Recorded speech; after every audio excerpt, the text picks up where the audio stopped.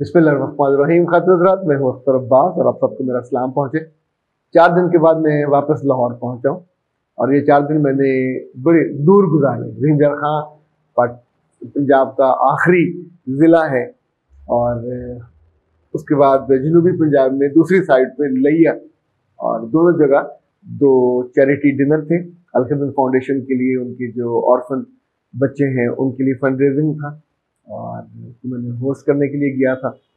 अच्छा, ये जो रिंजर खां वाला था ये 8-9 घंटे का सफ़र है। तो जिस ट्रेन पे मैं गया, ज़ाहिर चुनी बाकी ट्रेनों से बेहतर बिजनेस ट्रेन थी, एसी था, लेकिन मेरी फीलिंग है, मैंने सोचा मैं आपसे वो उसका इजहार करूं।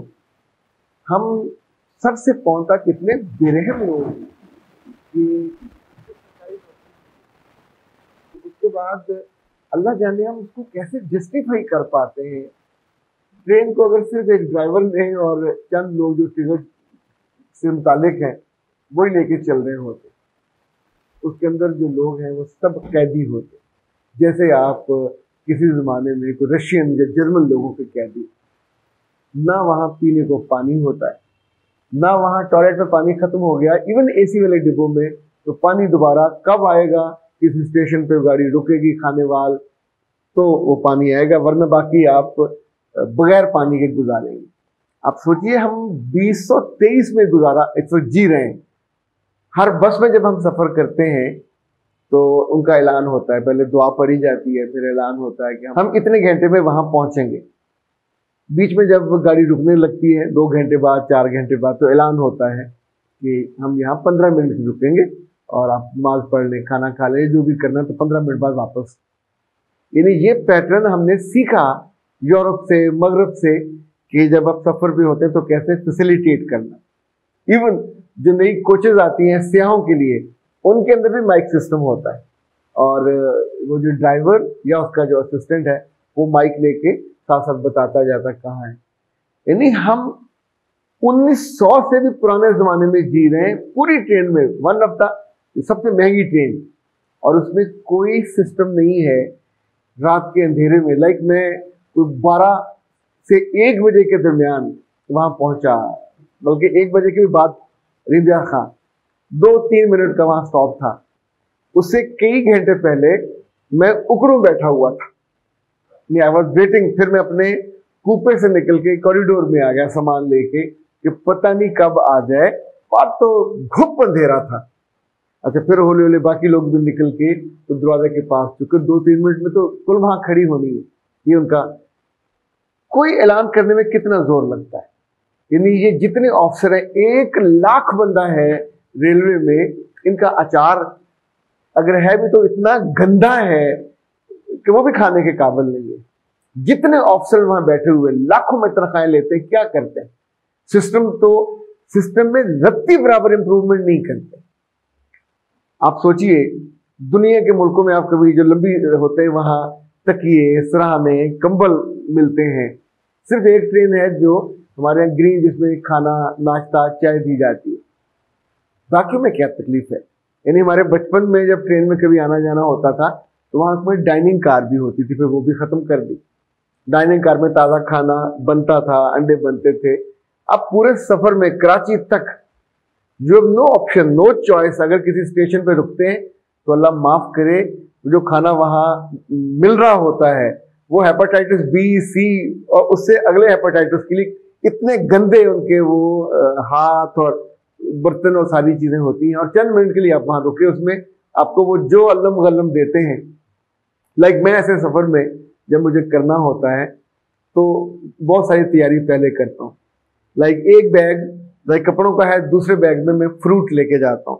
फिर को खाने की चीजें, जो बाहर वाला खाना है वो भरा हुआ होता है बिस्किट से, और इवन चूंकि 7 बच्चे नहीं होते तो मैं फिर कुछ नमकीन चीजें भी रख लेता हूँ जो उनकी पसंद की हैं, लाइक कुरकुरे वुरकुरे। तो जब आप 2-4 घंटे बाद एक आध खाते हैं तो थोड़ा अच्छा मजा आता है। पहले लोग अपने खाने साथ तैयार करके बहुत से लेके आते हैं, लोग लेके आते थे उसमें अंडे वंडे और अचार और इस तरह की चीजें। लेकिन अगर आपको ताज़ा चाहिए तो फिर क्या करें? यानी 18 घंटे 20 घंटे का सफर हो और आप इसी मिजरी के साथ गुजारें। उतरे तो आपको डर ना तो आपको ये पता कौन सा स्टेशन आ रहा है कौन सा नहीं आ रहा।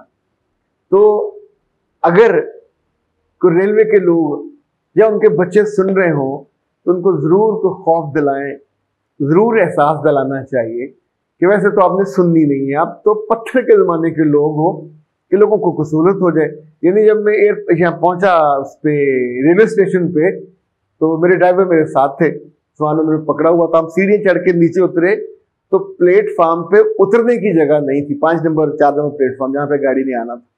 अब सोचिए कि वो क्या कहते हैं, खवे से खवा, इतनी मखलूक सफर करती है फिर भी ये खसारे में, कहां से खसारे में है। ये बेरहमी की, यानी जितने लाखों करोड़ों रुपए आता था क्या उसको आग लगाते हैं। कोई इमारत किसी जगह नई नहीं बनती, कोई ट्रेन, यानी ये ट्रेनों के डिब्बे इस काबिल नहीं है कि आप उसकी फोटो खींच के दिखाएं कि ये हमारा लोगों की ट्रेनें हैं यार, इतनी खूबसूरत होती हैं, नीट एंड क्लीन होती हैं। अगर कोई कमरे में किसी ने चौक से लिखे हुए नंबर तो दूसरे अहमक ने उसके ऊपर और लिख दिए, तो 3-3 नंबर लिखे हुए हैं, कोई मार्कर से कुछ से, यानी आप वहां उन डिब्बों में बैठ के भी कंफर्टेबल नहीं होते कि क्या सही नंबर वाला कौन सा है। Nobody is there to guide you, आपका डिब्बा कहाँ पे आना है। मुझे याद है कुछ अर्सा पहले जब मैंने इस ट्रेन पे सफर किया जो ग्रीन वाली है, तो उसके बाहर एक छोटा सा काउंटर लेके उनके ऑफिसर, क्योंकि वो प्राइवेट सेक्टर की थी, खड़े थे और उनसे पूछते थे फिर कि हमारा जो एसी पार्लर है कहाँ है, तो बताते थे वहाँ है वहाँ है। वो बीच में कोई राब्ता रख लेते थे। लेकिन हमारी सारी ट्रेनों को ये करना चाहिए, क्यों नहीं हम कर पाते। यानी सोचने समझने पे कोई टैक्स लगता है, अभी तक तो नहीं लगा, शायद कल लग जाए। हम कोई काम जिसमें लोगों की सहूलत हो और सरकार के पास हो, उसके करने पे पैसे नहीं लग रहे होते। कभी कभी तो दुख से दिल भर जाता है। 2 दिन पहले खबर थी कि रूहते हलाल चांद देखने के लिए 1 बंदा चाहिए, 2 बंदे कर लें आप। वो मौलवी साहबान जो आते हैं आप चांद देखने के लिए, हमें सिर्फ ईद का इंटरेस्ट होता है, चलो 2-4 आए आके चांद देख लो, चाय पिला दीजिए। आप सुन के, यानी मैं कहता हूँ बेरहमी का अगर कोई दुनिया में अवार्ड है कि सरकारी खजाने को लूटने का या बर्बाद करने का, वल्लाह आलम ये खबर कितनी सच्ची पर अखबार में छपी है। 4200 लोग हैं मुलाजिम रूहते हलाल के डिपार्टमेंट में। उसमें निज़ार जो सरकारी महकमों का हाथ था, director, deputy director, assistant director, superintendent, ये सब क्या है, सिर्फ एक इतला देने के लिए कि चांद नजर नहीं आया। वो तो वो मौलवी साहब ने माइक सामने रखा और बता दिया कि ख़वातीनो हज़रात चांद नजर नहीं आया।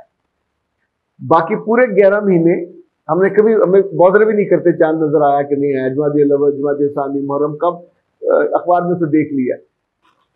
इन 4200 लोगों पे 75 करोड़ रुपया लगता है, कोई पूछने वाला नहीं और कोई बॉदर करने वाला भी नहीं है। तो जब आप थोड़े बड़े हो, आप अफसर बनो, कभी आपको मौका मिले सरकार की नौकरी करने का, तो खुदा के लिए ये जो खरबूजों को हिफाजत के लिए गिद्धों को बैठाया जाता है, या उससे भी आगे किसी जानवर को लेने, अल्लाह माफ करे, मैं कभी तो लरसता हूँ कि ये सरकारी बदनुमानी या बेरहमी करने वाले जब अल्लाह के सामने जाएंगे तो क्या उनके पास आंसर होगा। 30-40 वर्ष उन्होंने नौकरी की होती है, क्या करके आए होते हैं लोगों के लिए, जो मुल्क के लिए। PIA यानी 5 हमारी कंपनियां हैं जो प्राइवेट, वो सब मुनाफे में हैं, और किसी का 4 अरब का, किसी का 5 अरब का, किसी का 6 अरब का। और ये आप सोचिए कि 600-700 अरब का रेगुलर नुकसान करते, सिर्फ अपनी नौकरियां, सिर्फ अपने फायदे, अपने बेनिफिट्स। उस सिस्टम को बर्बाद करने की कौन सी ट्रेनिंग है, हमें किन अदारों में मिलती है। प्राइवेट सेक्टर में लोग यहां रख के आपसे काम लेते हैं, एक मिल बनाते हैं, अगले साल 2 बनती हैं। एक आप बस लेते हैं 3 करोड़ की, अगले साल 2 आती हैं 6 करोड़ की।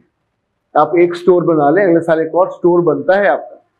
अब सोचिए, ये नॉर्मल लिविंग है, नॉर्मल अकल है, नॉर्मल समझ है कि आप एक चीज बनाते हो।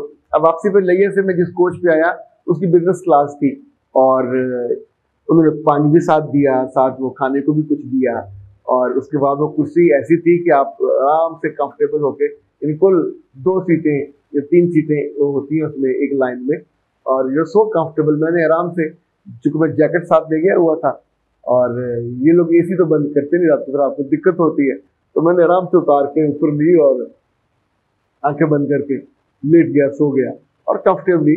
हालांकि उसमें मुझे बुखार भी था, मेरी तबीयत भी अच्छी खासी खराब थी, पर मुझे पहुंचना था आप तक।